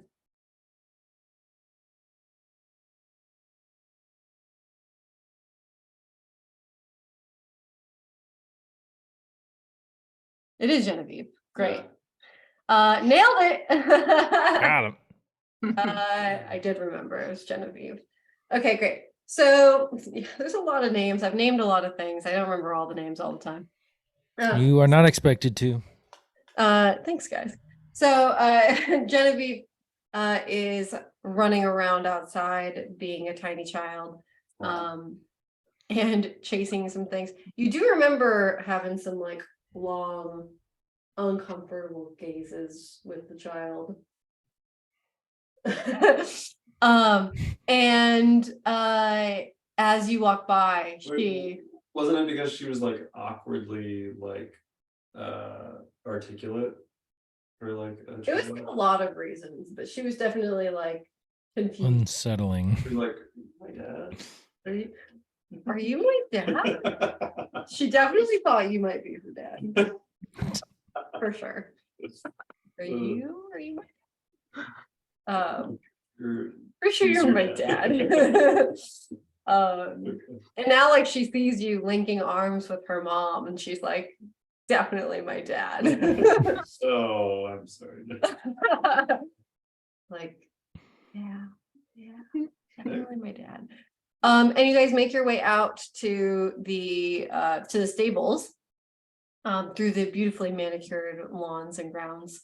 And you find Irina, who is there doing the good work of shoveling horse shit and just being the fucking badass that she is. She's a tough cookie.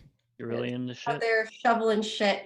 And she sees you all, including her brother Ismark, and she's like elated and then also like concerned. She's like very excited first. Wow, incredible. I can't believe you all came. I thought I got ghosted.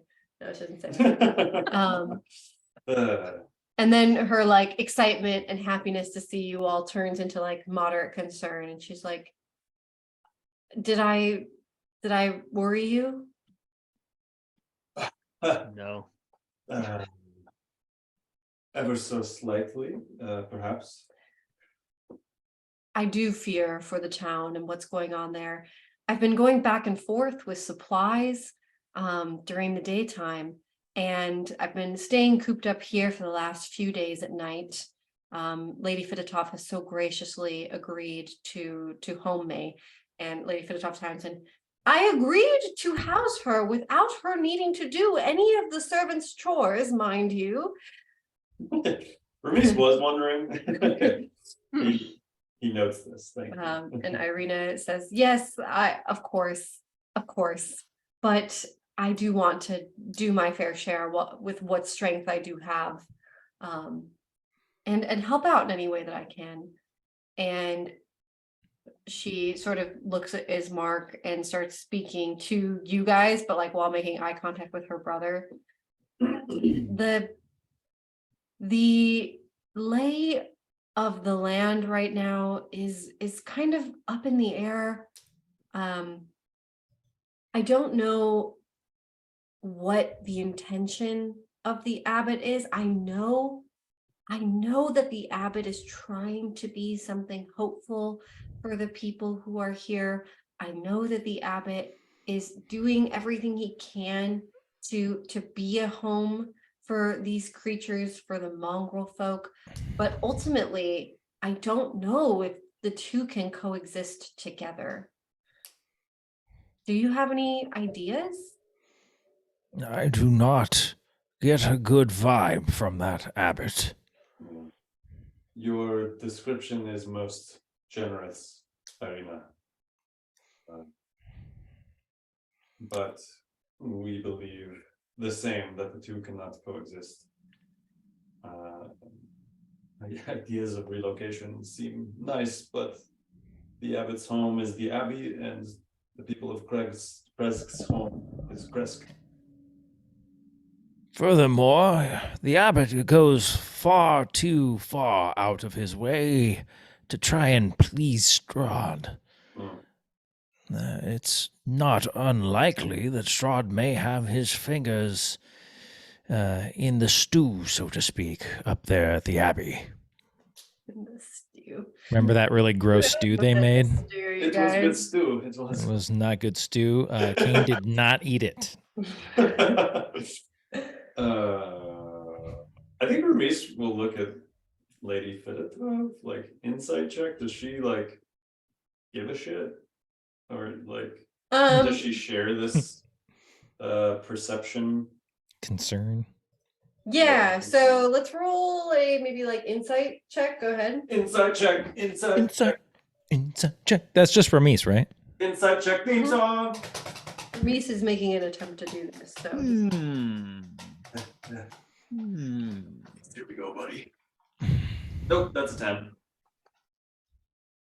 total. Yep. Oh, The 6 plus 4. okay. She's pretty like poker face about it, and you think that that's intentional. All right. Well, Ramiz did make like a pretty big appeal to her last time he was here about why the abbot had to go. So I think he'll read that as her being political.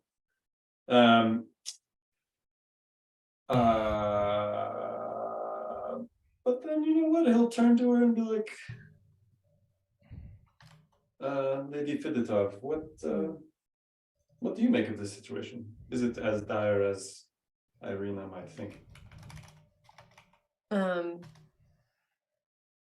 Although I am privy to assisting Kresk, the people who live there, who I care about, I can't understand how I could change the roots that have existed in the lay of Kresk for centuries.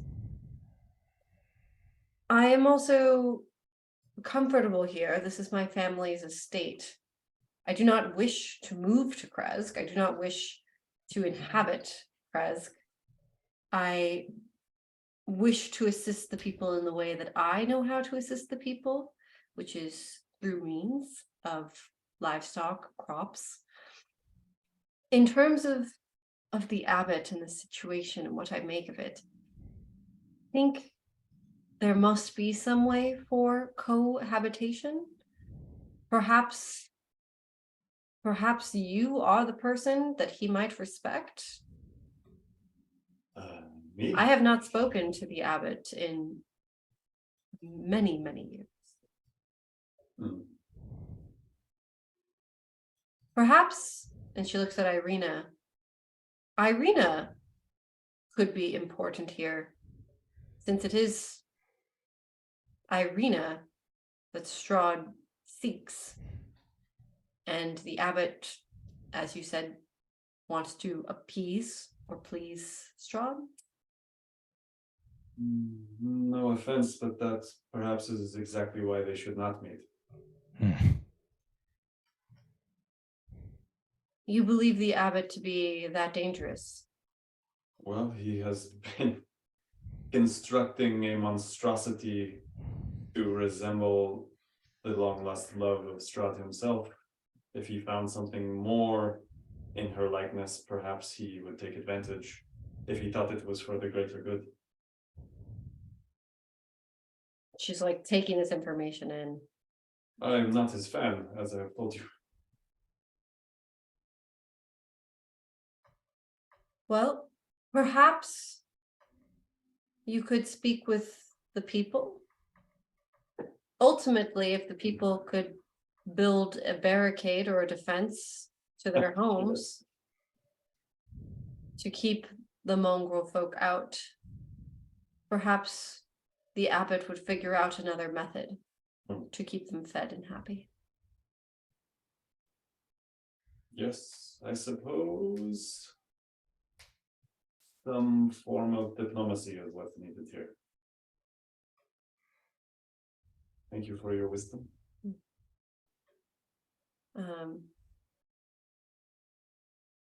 So do you guys want to take Irina with you or leave her here? I don't think we need her. You leave her. Here with Lady Fedotov is probably The best. safe as anywhere. Okay. Before we go, I think Ramis would be like to Irina, is there anything else you need? We will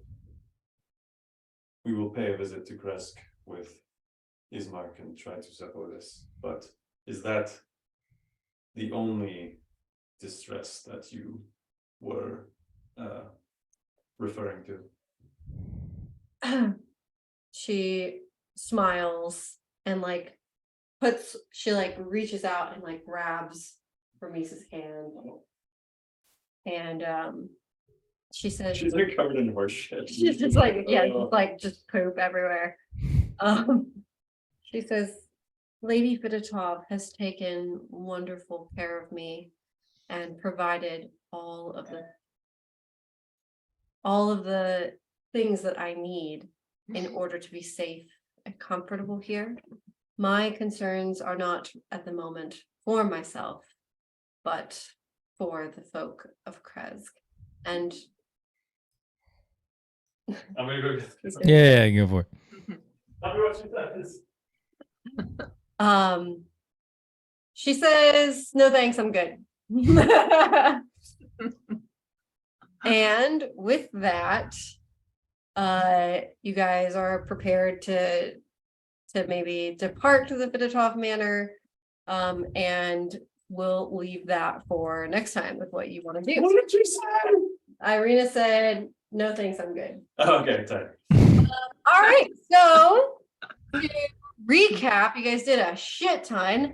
You gained a ton of information from Esmeralda about the ladies 3. I'll send you some of this information in your text channel, maybe, yeah, wherever.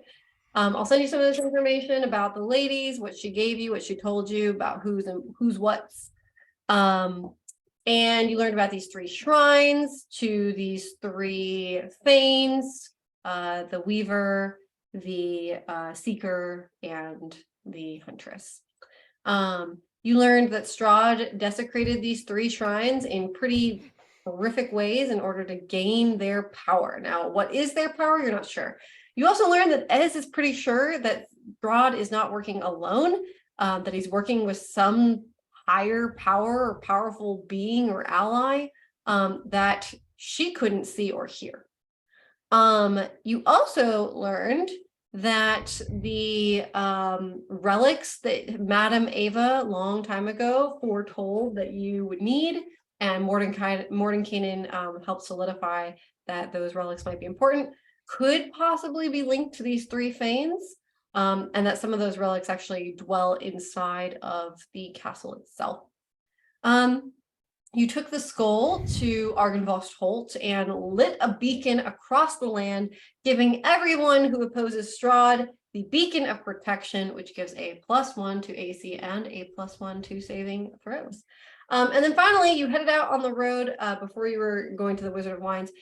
You stopped in Krez because Irina told you that she was worried about the situation. You learned a little bit more about what's going on. The people are taken care of and like they're fed and they're okay. But the mongrel folk keep coming down and digging up their graves, and you can tell that they're agitated. Irina seems like she's safe with Lady Fidetov right now. Lady Fidetov has given you the vibe that, like, I don't want to be the burgomaster. I'm happy here. This is my family home. I don't think that that's for me. But that, like, maybe Irina could help. But then you guys were like, maybe not, right? Because, you know, if the abbot meets her, that could be weird. And you thought maybe there's a way we could create some diplomacy here. Maybe there's a way we can talk the abbot into helping us with this. You're not sure. Maybe you can inspire the people of Krez to help themselves or do something about it. You're not really sure. You know that things just seem a little uncomfortable here at the moment. And that's sort of where we left off. Did I miss anything? No. Nope. Tell me what you want to do next. I actually had, okay, so my thought about this, my original thought about the sending spell actually had something to do with me using it alongside of another spell called Glyph of Warding. I definitely don't want to like take the cool thing from Ramis though. So what I wanted to ask you is if you had any problem with Ramis and Kane collaborating while casting Glyph of Warding so that he can input a spell rather than just me input a spell into the glyph. So you want to be able to cast Glyph of Warding with him and allow him to put a spell in. Yeah. On it. Because I could take the sending spell and solve that problem, but if you're okay with it and you don't think that there's any other ways we can break the game with that, I think it'd be a cool collaboration for Ramis and Kane to be able to do that together. My idea for that is to Glyph of Warding a book. It could be any book from Lady Fidetov's library. It doesn't have to be anything special, but it would allow, if you let us do this, it can allow Ramis to put sending into a tome so that when that tome is opened, it casts sending from the person who opens the tome to Ramis to communicate with him. Kind of like a break glass in case of emergency call up. Yeah, so it like is like a stored spell. It's a stored sending spell. Like someone who's not a spellcaster could like use. Right. Yeah, and the limitation is that the glyph can't be moved more than 10 feet from where you cast the spell. So like the book would need to be wherever the book is. It would. This is like a way for Irina to reach out to us just in case. Yes, but I'm going to force the 5% rule. Okay. Can I use my portent? On It doesn't say that there's no check on it. it's I don't also know. it's not a die. I know you described it as a die roll, but it's actually like a 5% chance. Not even necessarily like a roll. Like you use a roll to do it, but it's like a straight up just like 5% chance that this could happen. Rather than like a roll of the die, if that makes sense. Oh yeah, if there's no roll involved, it's just Yeah, you can whatever. easily correlate that to a roll of a die, but it's meant to be a percentage chance that it just happens. I think it's cool to allow it as a die roll and let you use that, but for anyone who is not you, I'm going to enforce the 5%. Okay. But yes, we can make that happen. Would I know if it got intercepted at all? Good question. Or is it just like passively observed? No, you wouldn't know. Jesus. All right, well, we'll tell them to use it very sparingly. It is still only 5%, so very unlikely. But still a chance. Gotta encrypt it. That's true. We could the teach fun of it is, Arena like- a code. Hell yeah. I like it. Let's spend a session learning Thieves' Cant and teaching it to Arena. Perfect. So what do we want to do next, though? I mean, I guess because we're here, deal with the situation in Crest, right? Deal with the crowd situation, talk to the abbot, maybe talk to the people. Yeah, and if we manage to do that in a reasonable amount of time, I think the second thing that we would do is go to the Wizard of Wines. Head down to Wizard Wands. Cool. Yeah. That sounds good. I can be prepared for all those things. Whoa, whoa. Great. What? Well done, you guys. You made so much progress today. Yes, progress. So I am gonna get out some text, as well as some dreams for you to look over. Fun. Whoa, whoa.